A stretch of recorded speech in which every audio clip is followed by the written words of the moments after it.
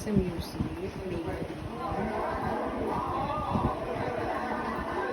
Sa music. Nakikinig daw siya sa music.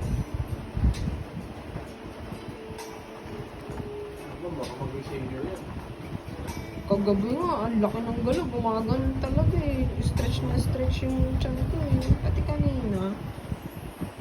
Gusto nang lumabas eh. Hi baby. November pa ang due date mo. Hindi ka pa masyadong buo.